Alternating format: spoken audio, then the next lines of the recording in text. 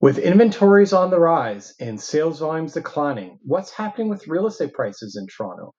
We're going to answer these questions and that much more in this month's Toronto Market Update video. All right, before we dive in, please subscribe to our channel, like this video, comment below. It helps our promote our channel on YouTube. Thank you so much. All right, so let's dive into the February numbers. Sales volume, as I mentioned in my lead up to this video, they are on the decline, and they are declining pretty significantly, actually, 27% down year over year. And interestingly, like if you look at the past 22 years, when TREB, Toronto Real Estate Board, has been tracking these stats, February 2025 is the lowest sales volume on record for the last 22 years. So pretty big surprise. I shouldn't say surprise, because certainly, like, feet to the ground, we're noticing it. Like, we're seeing properties taking a lot longer to sell, property sitting, more listings on the market. Buyers are a little bit hesitant. Like, as I mentioned last month, and I think the key word is there's a lot of uncertainty that's occurring right now. Like, we're talking about a number of reasons, like macroeconomically, like what's happening with Canada, ton of uncertainty.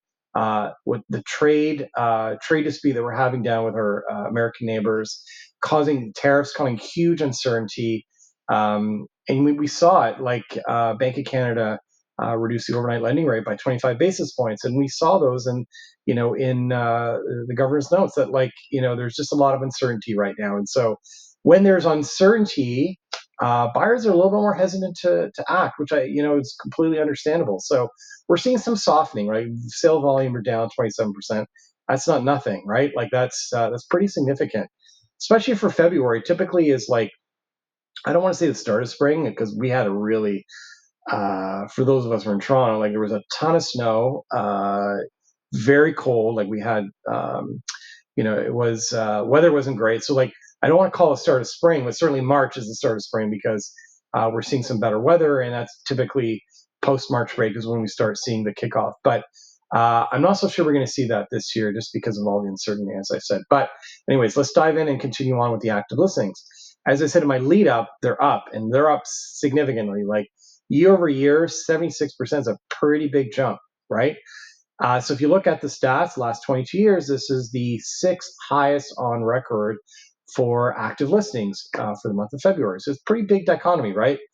Low volumes, high listings. What happens to prices? Typically, prices come down. Okay, so let's see what's actually happening. Year over year, prices are down 2.2%. So again, not as stark as one would expect, given the lack of sales activity. And like we're looking at like sales to new listings ratio, which is another word of saying like the absorption rate, like how quickly is the inventory being absorbed.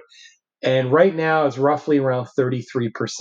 So it's pretty low, right? So like roughly 1/3 of houses and condos and whatever's on the market is being absorbed. So that's lower. Like when we're looking at like a much more active market, like we're probably somewhere around like the high 40s to 50% range. Like we're not going to see 78% like we did in 2021. Like that was just a wild and crazy market. But 33% is on the lower end. So typically when that happens, prices soften and the market tilts towards a buyer's market.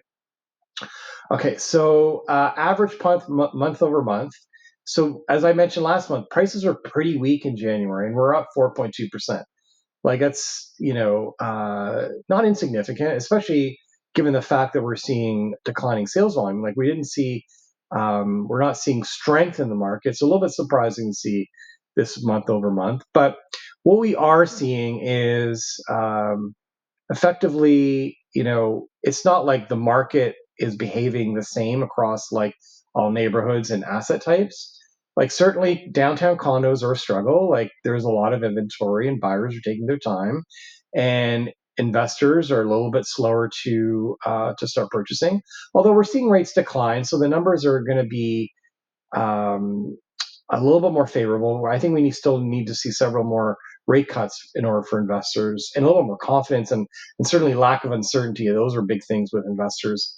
But one of the things that we're seeing is one segment that's a little bit more active, or probably the most active, is the entry level freehold market. So like that, call it 900K to like 1.1, 1.2 range. Like that's a pretty active market. Like comparatively speaking, like when we're talking about all across all Toronto markets, like certainly when we're looking at the outskirts, like when we're looking at the 905, certainly there's more weakness there, and that's playing a part. But if we're looking at like some neighborhoods that are close to the core, that are in that call it million-ish range, like those are probably that's probably the most active market. And certainly we're seeing it with our clients, like our buyers that are in that price range.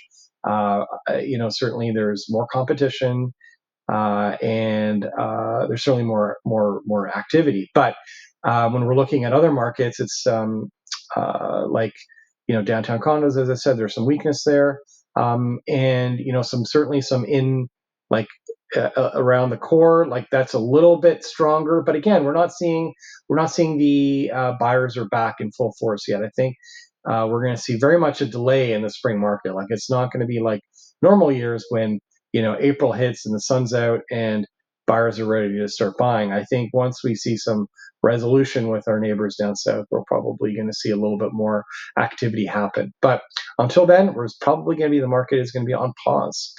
Okay, so that sums up for this month. Thanks again for tuning in. We appreciate all your questions and feedback, and we look forward to answering any questions. And again, thanks for tuning in, and we'll see you next month. Bye for now.